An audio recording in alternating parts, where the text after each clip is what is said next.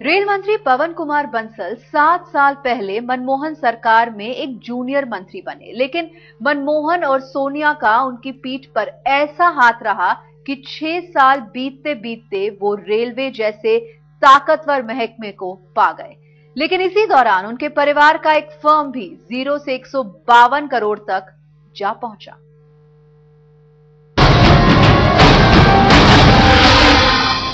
पैसा पेड़ों पर तो लगता नहीं है। इसमें कौन सी नई बात थी? रुपया पेड़ पर नहीं उगता, ये तो मुहावरा बनाने वाले ने पता नहीं कब का साफ कर दिया था।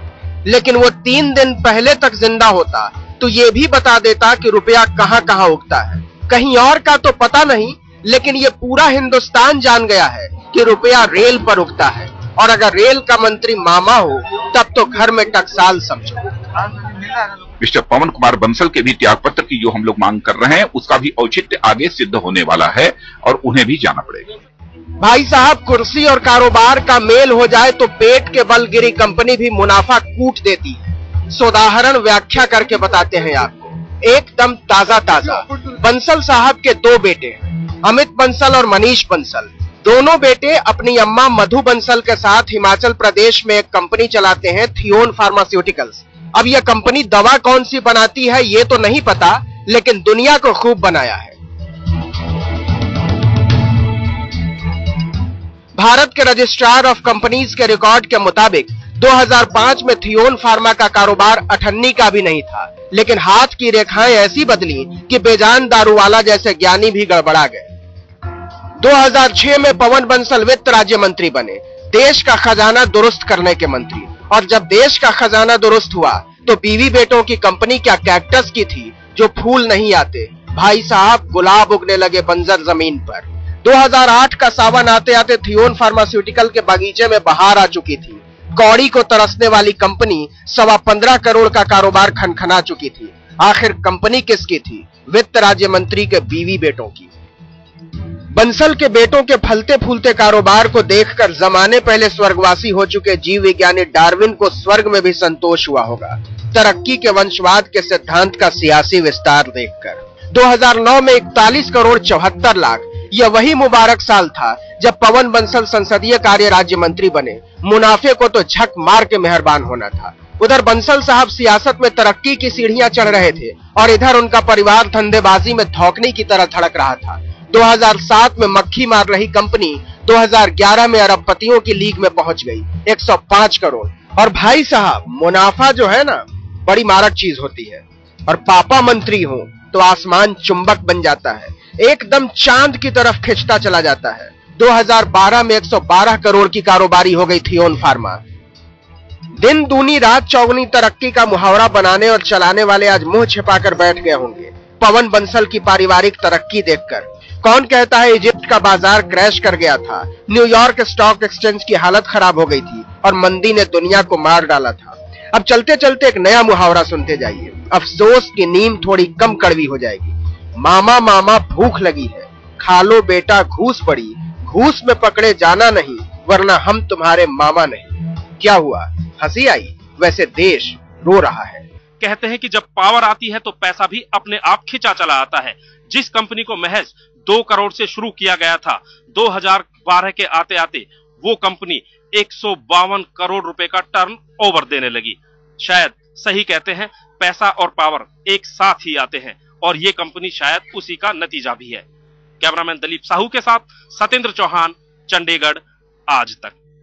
रेल मंत्री पवन कुमार बंसल ने वकालत की पढ़ाई की, सियासत में जोर आजमाया और तिजारत पर बारीक नजर रखी तो राजनीति की ऊंचाइयां चढ़ते गए और उनके परिवार के नाम कई फर्म्स और कंपनियां जुड़ती गई।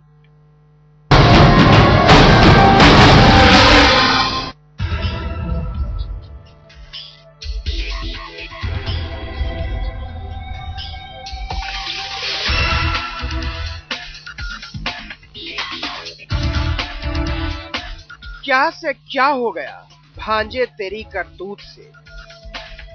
मनमोहन और सोनिया दोनों के चहेते पवन कुमार बंसल यही सोच रहे होंगे। 3 दशक से ज्यादा वक्त हो गया जब से वो राजनीति की पिच पर सधी हुई चाल चल रहे हैं, लेकिन भांजे विजय सिंघला को सीबीआई ने रंगे हाथों क्या पकड़ा कांग्रेस के मजबूत हाथ माने जाने वाले पवन बंसल का कच्चा चिट्ठा सामने आने लगा। जब ये केंद्र में वित्त राज्य मंत्री बने उस समय से इनका आर्थिक रूप से बहुत संबंध था। आपको याद होगा जब ये वित्त राज्य मंत्री थे तो उस समय सरदार मनमोहन सिंह जी का बाईपास ऑपरेशन हुआ था और उस दौरान लगभग सारा मंत्रालय ये संभाल रहे थे। इन 5-6 वर्षों के अंदर ही बहुत भारी आर्थिक रूप से इनका विकास हुआ है और जिसमें सभी लोग इनके डायरेक्टर शामिल हैं। चंडीगढ़ लोकसभा सीट से 4 बार कांग्रेस का परचम लहराने वाले पवन कुमार बंसल की फैमिली के पास आज कई बड़ी बड़ी कंपनियां हैं। बंसी रौनक एनर्जी ग्रुप लिमिटेड में पत्नी मधु बंसल, बेटा अमित बंसल और मनीष बंसल, भतीजा राजेश बंसल और विक्रम बंसल डायरेक्टर हैं। ISIS पैकेजिंग प्राइवेट लिमिटेड में बेटे अमित और मनीष बंसल और बहू शायना बंसल डायरेक्टर हैं। थियॉन फार्मास्यूटिकल्स लिमिटेड में पत्नी मधु बंसल, बेटे अमित और मनीष बंसल और बेटी मोनिका बंसल डायरेक्टर हैं। जबकि IVA health care private limited में पत्नी मधु बंसल और बेटे मनीष बंसल डायरेक्टर हैं। वैसे तो किसी भी कंपनी में मंत्री जी किसी ओहदे पर नहीं है, साथ ही उनकी कमाई 5 साल में बहुत ज्यादा भी नहीं बढ़ी। 2004 के लोकसभा चुनाव में बंसल ने अपनी संपत्ति 1,75,50,52 रुपए बताई थी, जबकि 2009 के चुनाव में उन्होंने अपनी संपत्ति 3,87,00,000 रुपए बताई। 2012 में मंत्री जी ने अपनी संपत्ति की घोषणा की कुल 6,65,00,000 रुपए। लेकिन ये किसी कमाल से कम नहीं है कि सारी बड़ी कंपनियों में मालिकाना हिस्सा उनकी पत्नी, बेटे, बेटी और बहुओं का है। लेकिन कैमरे के सामने तो बेटा यही कहता है कि पापा आम लोगों के लिए काम करें। अपना कर्तव्य अच्छी तरह निभाएं और जो जिम्मेदारी इनको दी है उसको ऊपर खरे उतरें। बस मैं ये चाहूंगा और लोगों को जो उनकी उम्मीदें हैं उस पर पूरी कोशिश करें उस पर खरे उतरने की। पंजाब के भटिंडा जिले में एक मामूली कमीशन एजेंट के घर जन्म लेने वाले पवन कुमार बंसल की किस्मत तब चमकी जब वो कानून की पढ़ाई करने के बाद चंडीगढ़ में वकालत करने आए। साथ में युवा कांग्रेस की राजनीति भी शुरू कर दी। 1984 में शिरोमणि अकाली दल ने राज्यसभा के चुनावों का बहिष्कार किया, जिसका सीधा फायदा बंसल को मिला और वो राज्यसभा आ गए। बाद में वो लोकसभा के लिए चुन लिए गए, राजनीति में रम गए। अब एक ऐसे बिजनेस की तलाश थी जिसमें पैसा भी हो और समाज सेवा भी। साल 2000 में चंडीगढ़ के सेक्टर 40 में बंसल को 6 एकड़ जमीन महज 90 लाख रुपए में मिल गई। वजह यह थी कि इस जमीन पर वो दिल्ली पब्लिक स्कूल बनवा रहे थे। पहला उन्होंने जो काम किया वो एक हेरिटेज सोसाइटी बनाकर चंडीगढ़ के सेक्टर 40 में 6 एकड़ का प्लॉट, जिसकी उन दिनों मार्केट वैल्यू 25-30 करोड़ थी, इन्होंने जनरल जैकब उस समय राज्यपाल होते थे, उनके माध्यम से ली और उसकी मार्केट प्राइस उस समय 25-30 करोड़ थी, जो इन्होंने 90 लाख रुपए मिले। जब रास्ते बंद होते दिखते हैं उसी वक्त बंसल की किस्मत चमकती है। चंडीगढ़ से 1996 और 1998 में चुनाव हारने के बाद तय था कि 1999 में उन्हें टिकट नहीं मिलेगा। लेकिन जिस विनोद शर्मा को कांग्रेस का टिकट मिलना था, उनके बेटे मनु शर्मा के जैसिका लाल हत्याकांड में फंसने से बंसल की लॉटरी लग गई, टिकट मिला, MP बन गए और इसके बाद बंसल ने पीछे मुड़कर नहीं देखा। पवन बंसल की छवि हमेशा से साफ और ईमानदार नेता की बनी रही। बठिंडा से लेकर चंडीगढ़ का सफर भी इसी छवि पर चलता रहा। लेकिन अब जब पवन कुमार बंसल पर आरोप लगे हैं तो कहीं ना कहीं परिवार और रिश्तेदारों की वजह से। आरोप भी यही है कि पवन कुमार बंसल ने हमेशा अपने परिवार और रिश्तेदारों को तवज्जो दी। लेकिन भांजे पर लगे आरोप ने कईयों को पीछे मुड़कर ये देखने पर मजबूर कर दिया कि माजरा क्या है। भांजे विजय सिंघला ने मामा की साख और रसूख को दांव पर लगाया और 10 साल के भीतर धन्ना सेठ बन गया। ईंट भट्ठे से शुरू हुआ उसका कारोबार अब कई बड़ी कंपनियों के चमक दमक को फीका कर रहा है। लेकिन उसके चमके हुए धंधे के पीछे की तरकीब अब मामा पवन बंसल के सफेद दामन को दागदार कर रहा है। भले ही सोनिया और मनमोहन बंसल के साथ चट्टान की तरह खड़े हों, लेकिन विपक्ष और समाजवादी पार्टी के रुख को देखकर लगता नहीं कि बंसल को आसानी से राहत मिलने वाली। बंसल की मुश्किल ये कि मामला डायरेक्ट कैश ट्रांसफर से जुड़ा है। कैमरामैन अश्विनी हेलन के साथ अमिताभ सिन्हा, दिल्ली, आज तक। रेल मंत्री पवन कुमार बंसल के भांजे विजय सिंघला और रेलवे बोर्ड के सदस्य स्टाफ महेश कुमार को भनक भी नहीं लगी कि सीबीआई का फंदा उनके गले में पड़ गया। आज तक को मिली खास जानकारी के मुताबिक अब सीबीआई रेलवे बोर्ड में कई और अहम पदों पर नियुक्ति का कच्चा चिट्ठा खोल रहा है।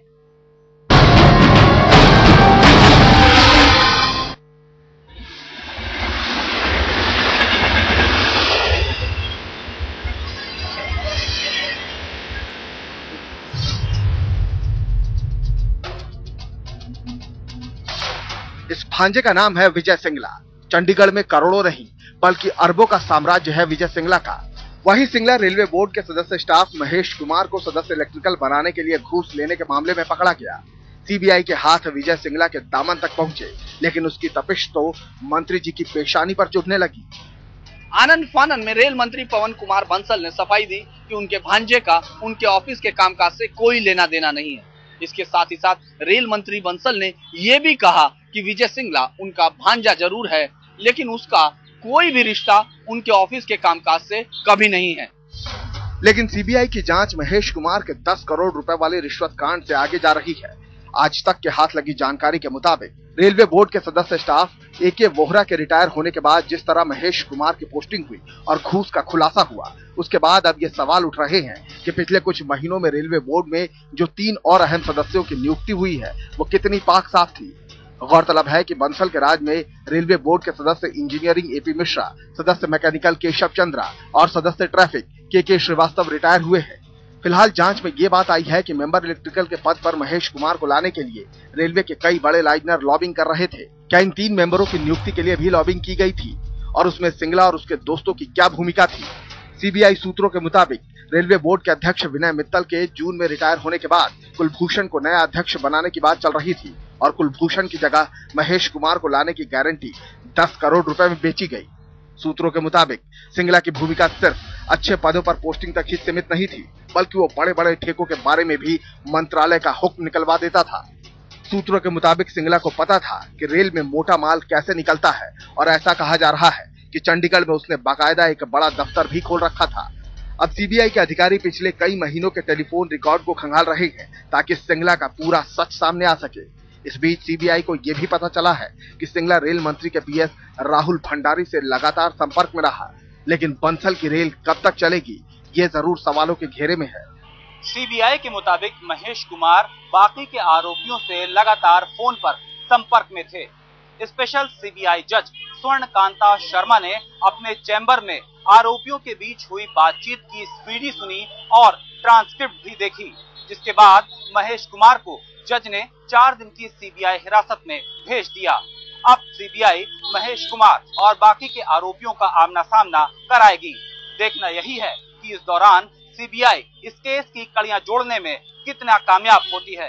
कैमरामैन शकील अहमद के साथ अहमद अजीम, दिल्ली आज तक। पवन कुमार बंसल के इस्तीफे पर सियासी तलवारें खिंच गई हैं। कांग्रेस ने साफ कर दिया, माननीय मंत्री जी इस्तीफा नहीं देंगे। बीजेपी इस्तीफे पर अड़ी हुई है और इन सब के बीच संसद ठप है और मनमोहन सिंह मौन।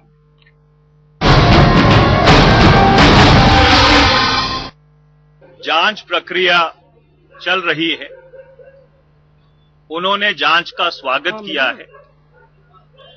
जब तक जांच पूरी नहीं हो जाती तब तक उसके ऊपर कोई भी निर्णय अनुचित रहेगा। छुट्टी के दिन रविवार की शाम को ही सरकार ने साफ कर दिया कि रेल मंत्री पवन कुमार बंसल की छुट्टी नहीं होगी। तारीफ में कसीदे ये कहकर पढ़े गए कि बंसल साहब ने तो आगे बढ़कर जांच की पहल की है, लिहाजा जब तक दोषी नहीं ठहराए जाते इस्तीफा मांगना गुनाह है। लेकिन बीजेपी सरकार के रवैये पर भड़क गई।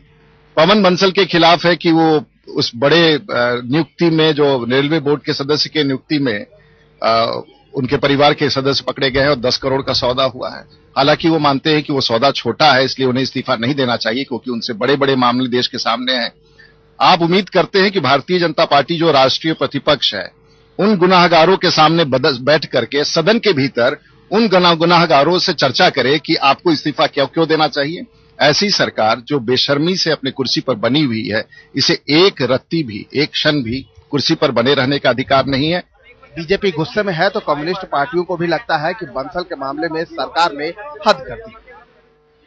लेकिन कांग्रेस से कभी दोस्ती तो कभी आंखें दिखाने वाली समाजवादी पार्टी और बहुजन समाज पार्टी बंसल के मामले पर सरकार के साथ खड़ी हो गई। इसलिए जब तक सीबीआई की जांच रिपोर्ट सामने नहीं आती है तो तब तक रेल मंत्री के बारे में हम जल्दबाजी में ये कहें कि वो इस्तीफा दे दें, मैं समझती हूँ वो ज्यादा उचित नहीं होगा। विरोध और समर्थन की इस रसाकशी के बीच संसद ठप पड़ गई है और प्रधानमंत्री मनमोहन सिंह हमेशा की तरह मौन। बंसल साहब तो बच गए, लेकिन सवाल ये है कि मामा भांजे की इस कारगुजारी से जो बंसल साहब के दामन पर दाग लगे हैं वो क्या धुल जाएंगे? कैमरामैन संजय चौधरी के साथ शमशेर सिंह, दिल्ली, आज तक।